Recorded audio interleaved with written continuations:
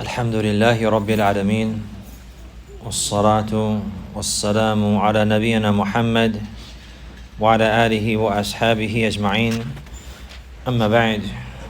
Continue reading in the portion the author she mentioned حفظها الله تعالى تربية الأولاد, cultivating and raising and nourishing, teaching and educating the children, disciplining them with the knowledge of the Quran and the Sunnah, the light of the revelation, that which is revealed to Prophet Muhammad sallallahu alaihi wasallam.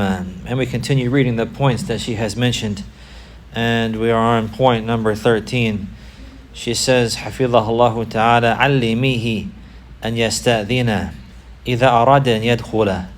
قال الله تعالى يا أيها الذين آمنوا ليستأذنكم الذين ملكت أيمانكم والذين لم يبلغوا الحلم منكم 3 مرات من قبل الصلاة الفجر وحين تضعون ثيابكم من الظهيرة ومن بعد صلاة العشاء 3 عورات لكم ليس عليكم ولا عليهم جناح بعدهن طوافون عليكم بعضكم على بعض كذلك يبين الله لكم الآيات والله عليم حكيم.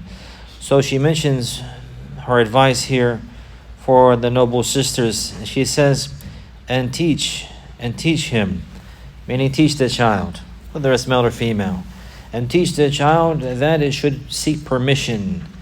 And يستأذن إذا أراد أن يدخل, that it should seek permission if the child intends to enter and come to the room with the parent, or to come into the room with the parent.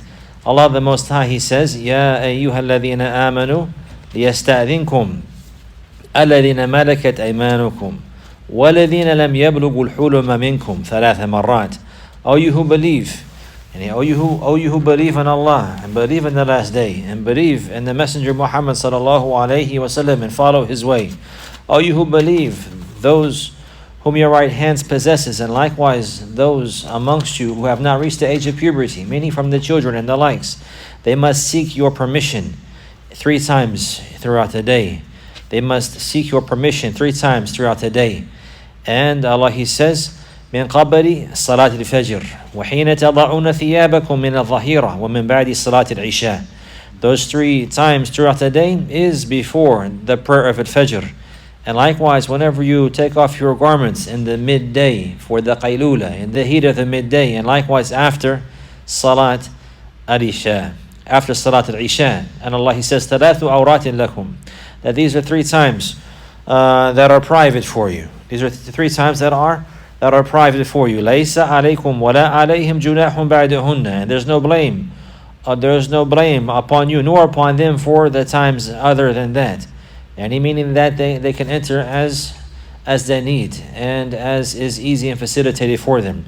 As for in these times, then Allah subhanahu wa ta'ala has ordered the believers that those children who are before the age of puberty and the likes, anyone who wants to enter upon them in these times, they must seek permission. وَالَّذِينَ لَمْ يَبْلُغُوا الْحُلُمَ مِنْكُمْ, and those who do not reach the age of puberty 3 times. And that is the time of before Fajr and the time whenever the heat of the midday comes, and in the evening after Isha, 3 times of privacy for you, and other than that, there's no blame upon you and no blame upon them. طَوَّافُونَ عَلَيْكُمْ بَعْضُكُمْ عَلَى بَعْضٍ, meaning that they are coming around you, that you come around one another any often, meaning that your children and the likes will be around you throughout the day and throughout the different places in the home. And this is for their need to be around and to serve their parents and to help them and to answer their call and the likes like this. So these other times it's allowed for them to enter and to move freely. كَذَلِكَ يُبَيِّنُ اللَّهُ لَكُمُ الْآيَاتِ. In this manner, Allah, He clarifies for you His signs, His proofs, His verses. وَاللَّهُ عَلِيمٌ حَكِيمٌ.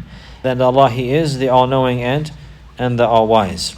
The all-knowing and the all-wise. So we see that from the noble manners and from the etiquettes of Islam, and likewise from the commandments of Allah Azza wa Jal, is that the parents, they must order their children and those in their house to seek permission before entering upon them, and these 3 times specifically. And this is before the time of Al-Fajr, and this is the time of sleeping, and many times A person, whenever they're sleeping, they're maybe not sleeping in the proper clothes that's suitable for their children to walk, to see them in. Or maybe a man is with his wife in that manner that's not proper or suitable for the child to see. So therefore it's incumbent before the child enters at this time, whenever there's a probability that this could be occurring, that they must seek permission. And likewise in the midday as well, which is in the time of the qaylula. And it's known in this time, the Arab and the Messenger sallallahu alaihi wasallam, they used to relax in the midday heat, and they would rest at this time. And many times likewise this would be a time for taking off the garments and relaxing in one's room in privacy. So therefore as well at this time, it's an obligation for the child and for the other members of the household to seek permission before entering. They will knock and seek permission, and they will not barge in. Rather they will seek permission. And likewise after the Salat of Al-Isha, meaning also at nighttime, again after the night prayer, whenever it is time as well for sleeping. So these are times whenever it's not proper for the child to enter upon their parents except with their permission. They will not barge in through the door, rather they should knock and seek permission. And this is from the good and noble manners. And this is from the good and noble manners. And likewise from the preservation and protection of the awrat of the parents. And likewise their honor and their reputation, and also the eyes of the children, that they will not see something that's not proper for them to see. That they will not see anything that's not proper for them to see. Allah subhanahu wa ta'ala, He mentions likewise, He says, وَإِذَا بَلَغَ الْأَطْفَالُ مِنْكُمُ الْحُلُمَ فَلْيَسْتَأْذِنُوا كَمَا اسْتَأْذَنَ الَّذِينَ مِنْ قَبْلِهِمْ كَذَلِكَ يُبَيِّنُ اللَّهُ آيَاتِهِ وَاللَّهُ عَلِيمٌ حَكِيمٌ. And likewise those children who have reached the age of puberty as well, they must also seek permission, just as those before they sought permission. And Allah, He clarifies for you His signs, His evidences and His proofs, His deen, His religion. And Allah, He is the all-knowing and the all-wise. And Allah, He is the all-knowing and the all-wise. So this is from the noble manners of Al-Islam, that in these times specifically, whenever the parents they are alone in their room at nighttime, whether it's in the beginning of the night or in the end of the night, that the children, they will not enter except by seeking permission. Except by seeking permission. And likewise in the midday. And likewise in the midday. And this is from the noble and the good manners. And this is from the noble and the good manners. So this is an indication that the parent, the mother specifically, she would discipline her child with the discipline of the Sunnah, with the discipline of the Quran and the Sunnah. This is an example of that. But likewise the rest of the manners and the etiquettes that one must abide by in their home as well. The mother specifically, she will teach her child these affairs. Likewise the father. But here the advice is for the sisters. So therefore, sister, if you have a child, it's incumbent for you to teach your child the etiquettes and manners of the home that has been displayed in the Sunnah of our Messenger sallallahu alaihi wasallam. And she has mentioned some of those etiquettes from eating and drinking, and likewise giving and taking. Also, whenever one enters the home, we have seen as well, these are from the etiquettes that one must mention the name of Allah. And the likes, all of these are from those noble manners of Islam that is incumbent for the parents and the guardians, especially the mother, to cultivate their child upon that way from an early age.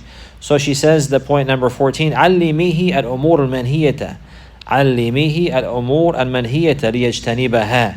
ففي الصحيحين من حديث أبي هريرة رضي الله عنه أنه قال أخذ الحسن بن علي رضي الله عنهما تمرة من تمر الصدقة فجعلها في فيه فقال رسول الله صلى الله عليه وسلم خخ ارمي بها أما علمت أن لا نأكل الصدقة. So now she says, حفظها الله تعالى, my sister, you must teach your child the affairs that are prohibited. You must teach your child the affairs that are prohibited. Any of those things that Allah has declared to be haram and not allowed, and permissible, and they are forbidden. And forbidden, you must teach your child these affairs in order for the child to avoid them and stay away from them. So this is an indication likewise that the mother, she must know those affairs first. Because as the Arab, they say, فَقِدُ الشَّيْء لَا يُعْطِيهِ. The person who does not have something, he cannot give it. So before a mother can teach her child to avoid and stay away from that which is impermissible, that she must first learn and avoid and stay away from that which is impermissible herself. So from the greatest affairs that are prohibited are those affairs that would invalidate Islam. And the greatest prohibition is the prohibition of shirk, associating partners with Allah subhanahu wa ta'ala in any aspect. And likewise, after that as well, innovations, the different types of innovations that are ascribed to the religion that the religion is free from, or ascribed to the way of the Messenger sallallahu alaihi wasallam, yet the Messenger is free from that. Sallallahu alaihi wasallam, these are from the greatest affairs that are prohibited. And likewise, after that, the major sins, al-kaba'ir, the major sins, which are from the most dangerous of affairs. After the issue of a shirk, the major and the minor shirk, and likewise after the issue of innovation, the most dangerous affairs that could bring deficiency and weakness to a person's religion and be a means for him to go astray and fall into misguidance, are the affairs of the major sins of the heart, and the major sins of the tongue, and the major sins of the eyes, and the major sins related to the rest of the organs and the body parts. And likewise after that as well, the minor sins. So she's advising you, my noble sister, that you must teach your child those affairs that are prohibited in order to avoid them and stay away from them. And this is very important, to raise the child from an early age upon the clarification of that which is allowed and that which is not allowed, about the halal and the haram, and to remind the child likewise that the reason why they are being prohibited, or the reason why they are not allowed to have this particular item, or this particular toy, or this particular garment, or this particular food, or to be in the company of this particular individual, or to watch these particular shows, and the likes like this, is because they are prohibited and Allah, He does not love them. It's because they are prohibited and Allah, He does not love them. And those who perpetrate or commit that which Allah, He does not love and does not allow, then they're exposing themselves to the punishment and the anger of Allah Azza wa Jal. So to mention this affair, and to clarify this to the child, that which is impermissible, even though the child maybe at this time is not held accountable for his statements or his actions, it's not held accountable himself, but the parent is held accountable for cultivating and raising that child. So even if the child were to commit a crime or to perpetrate some of the prohibitions, then he would not be held accountable for that. But if the parent allowed that and did not prohibit him or stop him or cultivate him upon that, then likewise the parent will be held accountable. So although the child is not held accountable and responsible, the parent, no doubt, or the guardian is held accountable and responsible.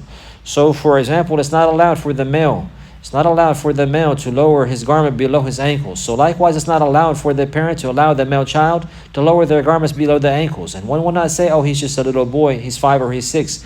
Rather, he should not be allowed to do that which is impermissible. He should not be allowed to become accustomed to that and to become used to that. Rather, he should know that it's not permissible in the first place, from the very beginning, whether he's held accountable for that or not. And this is called cultivation and upbringing. Because if it's ingrained in the heart and in the soul from the early age, even before it's an obligation, then by the time it's an obligation, it will be easy for the child and facilitated. And he will have light with him and guidance, and he will be accustomed to following those rulings. So therefore, it will not be hard for him to comply and to obey Allah subhanahu wa ta'ala, and therefore the accountability will be light in his case. But as for the child who's left alone to follow his desires without any clarification until he reaches the age of puberty, and then he's told, now this is not allowed, you cannot do it, this is haram, it's not permissible, now it will be difficult. It will be difficult for him to leave that after his soul has become accustomed to that and attached to it. So this is the whole wisdom behind this. And the author, she's mentioning here an evidence for this clearly. And she says, and in As-Sahihain, from the hadith of Abi Hurayrah radiyallahu anhu, he says that Al-Hasan ibn Ali radiyallahu anhuma, Al-Hasan ibn Ali ibn Abi Talib radiyallahu anhuma, and Al-Hasan, as we know, he's one of the beloved grandsons of the Prophet sallallahu alaihi wasallam. So he was in the company of the Messenger sallallahu alaihi wasallam, and some narrations mention that he was in his lap. It's mentioned that he was in his lap, and that Hasan radiyallahu anhu, he took a date from the dates that were for charity, the dates that were for the zakat. So the Prophet sallallahu alaihi wasallam at this time, he is dealing with the zakat, and he's dividing that up. And from the zakat that's being divided are some dates. And the Prophet sallallahu alaihi wasallam was unaware, and Al-Hasan radiyallahu anhu, he takes one of the dates and he puts it in his mouth. فَجَعَلَهُ فِي فِيهِ. He put it in his mouth. Radiyallahu anhu. He's just a young child at this time. He's a little boy at this time. A baby, a tifl at this time. And the Messenger of Allah seen him and he said, khikh. This is a statement that a person, he will say to a child in order to reprimand him, in order to forbid him and cause him to stop. So the Prophet sallallahu alaihi wasallam, he forbade him immediately. Khikh. Irmi, what does that mean? Spit it out. Put it out. Get it out of your mouth. Irmi biha. Get it out of your mouth. Spit it out of your mouth. Ama alimta anna la nakulu sadaqa. Did you not know that we do not eat the charity? And did we not take the charity? And one narration, أَنَّهُ لَا تَحِلُ لَنَا صَدَقَةً, that the sadaqah is not allowed for us? Did you not know? And some word is likewise, أَمَا شَعَرْتَ, did you not realize that the charity is not allowed for us? That eating and taking from the sadaqah, the charity, is not allowed for us? So here the Prophet ﷺ stopped him and reprimanded him and ordered him to spit that date out of his mouth. And he's just a little boy and he doesn't know. And then the Messenger ﷺ, along with that reprimand, he's addressing him as if he knew, in order for those around him to hear. In order for those around him to hear, and likewise for him to learn. And likewise for him to learn. Of course, maybe he did not know, or maybe he had been told, and maybe he forgot, or maybe he did not know. In any case, he was a young boy. He was a young boy, but the Prophet ﷺ did not leave him to perpetrate that prohibition. Rather, he reprimanded him and stopped him. He reprimanded him and stopped him, and then he mentioned the wisdom behind that. Because this charity here is not allowed for us. It's not allowed for us, meaning not allowed for the Messenger ﷺ and his family. And his family. So he stopped him. He prohibited him. He forbade him. And reprimanded him in order for him to realize and to know. Even at this time, whenever the child, and even at this time when Al-Hasan himself, radiallahu anhu, is not at the age of puberty, and he's not held accountable for his actions, but he's still ordered with the good that one knows, the order of kindness and the order of encouragement, and likewise they're forbidden. He'll be forbidden in a manner as well. That will be a means of cultivation and discipline for the child. So this is the case. The children, they must be disciplined from a very early age. And from that, this issue here that's mentioned specifically, teaching them and informing them and forbidding them from that which is impermissible in the deen of Allah. That which is considered impermissible and not allowed. And this is from the means to reach a high state and to have strong and firm faith that a person, he will cultivate himself upon avoiding and staying away from that which is impermissible. Because the believers, they all share in the fact that they perform the righteous deeds. All of the believers, all of the Muslims, they pray and establish the prayer. All of them, they fast the month of Ramadan. All of them, they're doing generally the good deeds. But as for avoiding and staying away from that which is impermissible, this is something that is distinguished. And only those who are sincere and truthful in their faith are able to perform that, are able to establish that. So this is something that will determine the strong from the weak and the truthful from those who are contrary to that.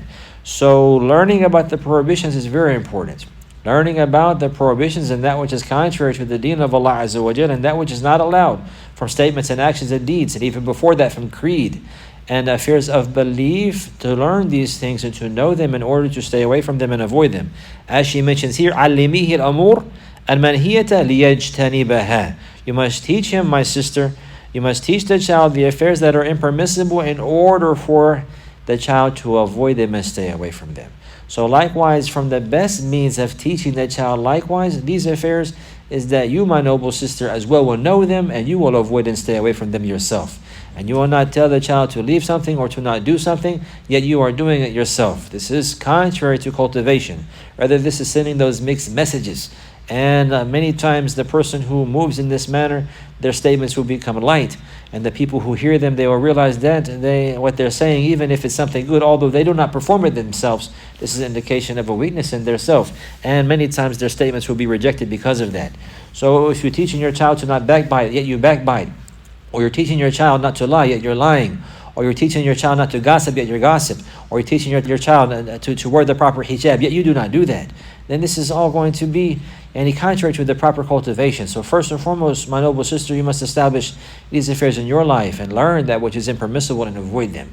And for this reason, the people of knowledge, they have written works clarifying the shirk in great detail, the major and the minor.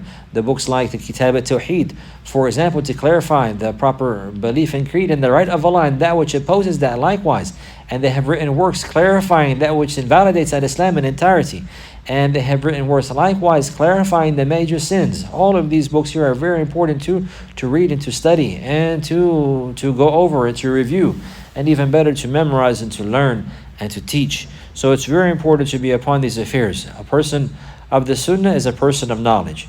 a person of the Sunnah is a person of knowledge. Al-Islam is a deen of knowledge. As-Salafiyya is based upon ilm. From the greatest principles of As-Salafiyya, rather from the first foundation of that is talabul ilm, seeking knowledge and applying the knowledge, seeking knowledge of that which the Salaf were upon, beginning with the Messenger sallallahu alaihi wasallam and his companions radiallahu anhum, from creed and from belief and from worship and manners and conduct and from how they carry themselves and their demeanor, and likewise from contracts and dealings, to learn these affairs, to have diligence and have time and care and concern for learning the way of the Salaf as-Salih, and then striving against one's soul to implement that.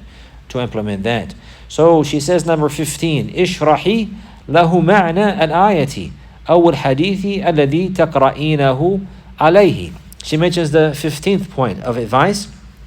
She says, my sister, that you must teach your child the meaning of the verse or of the narration that you are reading to him. This is very important. You must teach your child the meaning of the verse. For example, maybe the mother, she's teaching her child some verses from the Quran to memorize them. She's reciting to the child verses from the Quran, Surah Al-Fatiha, or Qul Huwallahu Ahad, or Al-Mu'awwidhatayn, or Ayatul Kursi, or other than that, or some of the adhkar from the ahadith, as she mentioned here, the narration, some of the adhkar in the morning and the evening, or some other beneficial narrations from the narrations of the Prophet sallallahu alaihi wasallam that is suitable for the child. She is saying that you must explain those texts for your child. You must explain them. You not just read them to the child, even if the child is Arab and understands Arabic and understands Al-Arabiyyah. Likewise, that child, it needs an explanation, any of those words and what it means, and the benefits that are derived from there in general, and likewise the rulings that may be found in the likes of those texts, any of the general and most important rulings that are found there. So therefore, a person, he will not teach his child simply to memorize something he does not know what he's saying. Rather, he will teach him to memorize those affairs, and then along with that, clarify the meaning and the benefit of that. And this doesn't require for a person to give a great detailed explanation and go into the Arabic language and the benefits in the grammar and in the sarf, or in the benefits of usul al-fiqh and great. You just teach him the fundamentals that are found in those narrations. The fundamentals that are found in those narrations and the general benefits that are clear from those texts, in order for the child to benefit and to know any of the manners that are there, the benefits that are there, the admonishment that is there, the reminder of the hereafter that is there, and the likes like this, and the tawheed of Allah that is there, and the halal and the haram that is there, and so on and so forth. You clarify the meanings of these narrations, you clarify the meanings of these ayat, of these verses and these narrations to your child. So one, he will not teach the child to simply memorize, and then memorize Quran and memorize hadith and memorize adhkar and then recite them even daily, but not know anything of that which they're saying. The benefit of this is going to be very little, if there's any benefit at all. No doubt the recitation of the Quran, even one letter, has great barakah and blessing in it, but the intent from the recitation of the Quran is to understand the meanings and to follow them. So this is a great calamity that we're facing today, and from the traps or from the tricks of the enemies of Islam is to encourage the believers, if they're going to memorize the Quran, just to memorize it and to not understand what they're saying. To have great care and concern with memorizing the letters of the Quran, memorizing the verses of the Quran, but not understanding what it means and what it requires. And therefore, maybe one of them will memorize the Quran entirely, but then they will oppose it in entirety. وَلِيَذُ بِاللَّهِ. They will oppose it in their manners and their conduct and their actions and the likes like this. And many times those parents who have great concern with memorization only, they will hasten for their child to memorize, and maybe possibly the child did not even memorize properly. And if one of the children is checked and by a correct teacher, he will realize that the memorization is very weak or deficient, and that in reality they had forgotten half of that which they memorized in the beginning of the process, and maybe they only memorized a little, or that which remains in their memory is very weak, and the likes like this. And then they'll say, oh, my child memorized the Quran, and then they'll send him off into the lands of the disbelievers, or into mix in the public schools, or to mix in the college, or the likes like this, as if they memorized the Quran and that's sufficient and that's it. Even if they memorize the Quran precisely, then along with that, they have to understand what it means, because the one who memorizes the Quran and then he does not abide by the law and legislation therein, the Prophet ﷺ, he said, "Al-Qur'anu hujjatun laka aw alayka," that the Quran is a proof for you or against you. So those who learn the Quran whether they memorize it or even if they learn the meanings of the Quran or they understand the laws and the limits that are mentioned there, and then they oppose them or they do not implement them, then this is from the greatest means to earn the anger of Allah. From the greatest means to earn the anger of Allah. And in this manner, the Quran will be a proof against the person. وَلِيَعْذُ بِاللَّهِ.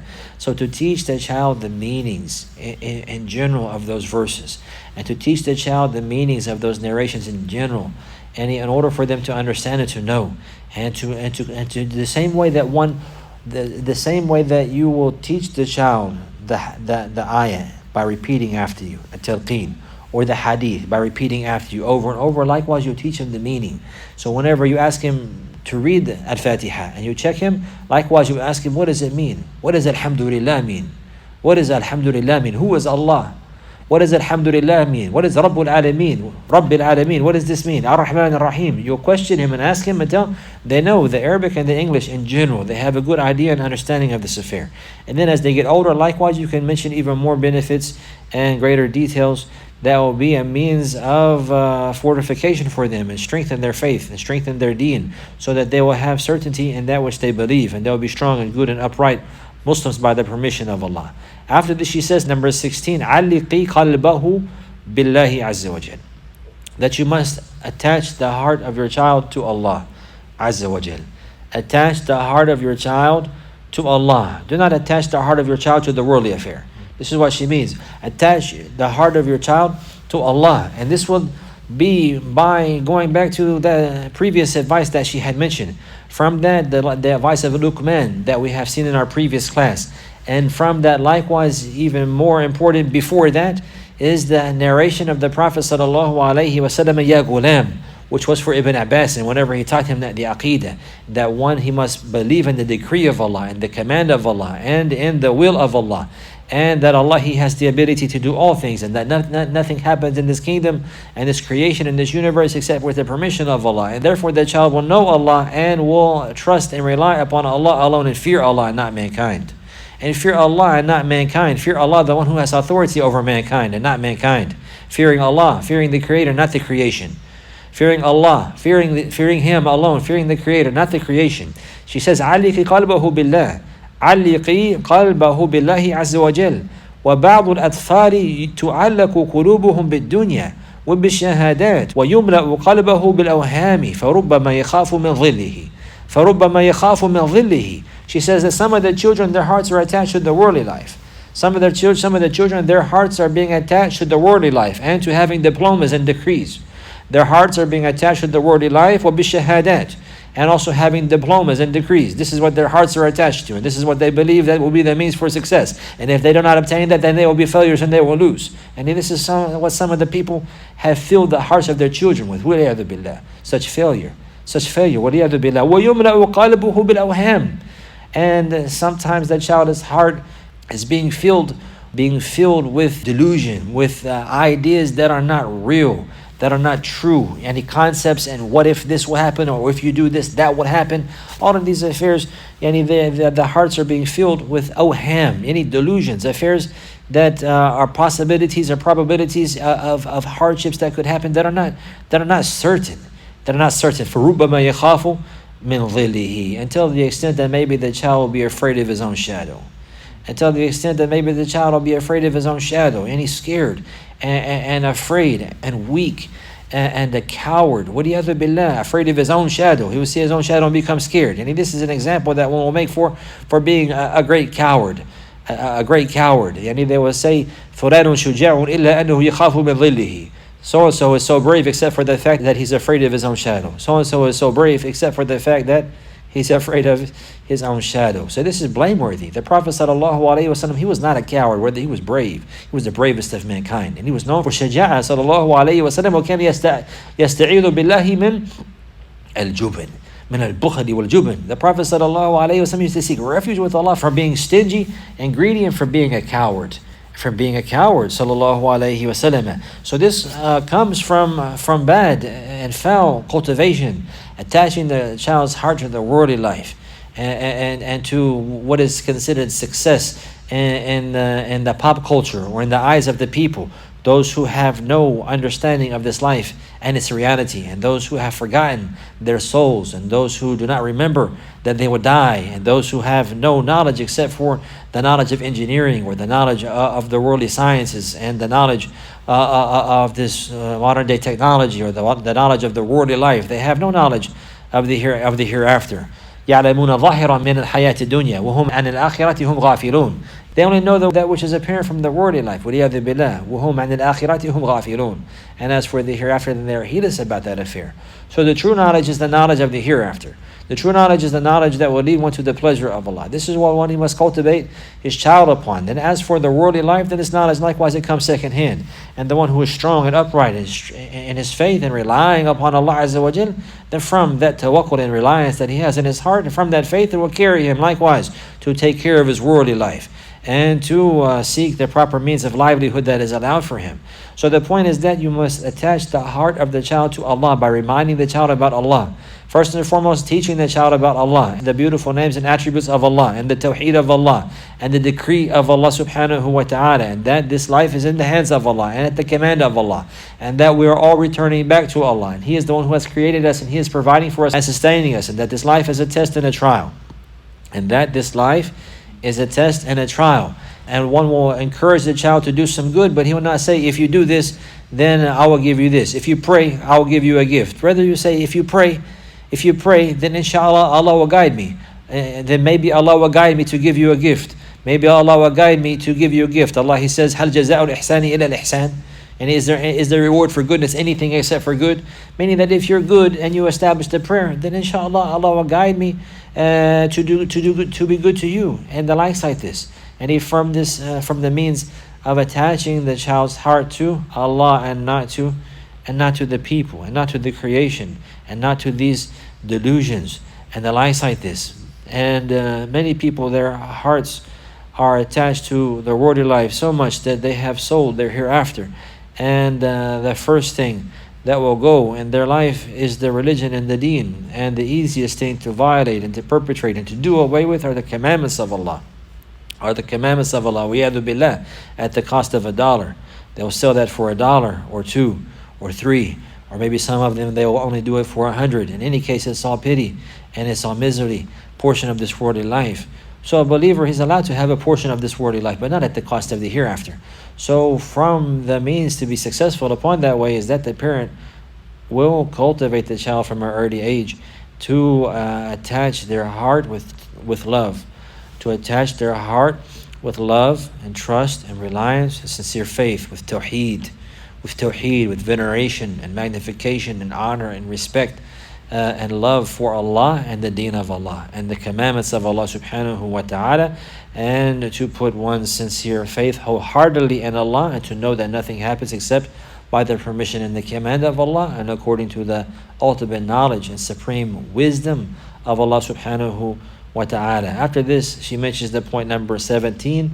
She says, اهتمي بحفظ القرآن وحفظي ولدك كل يوم شيئا يسيرا ولو آية واحدة. That you must have concern with the memorization of the Quran. Oh sister, you must be diligent and concerned greatly with memorizing the Quran. And you must help your child likewise to memorize the Quran every day, something even if it's little. And even if it's one verse, you help your child to memorize something from the Quran daily, even if it's one verse. And now she begins to mention some beneficial points with regards to the Quran, and inshallah we'll take this in the class to come. هذا وصلى الله على نبينا محمد وعلى آله وصحبه وسلم.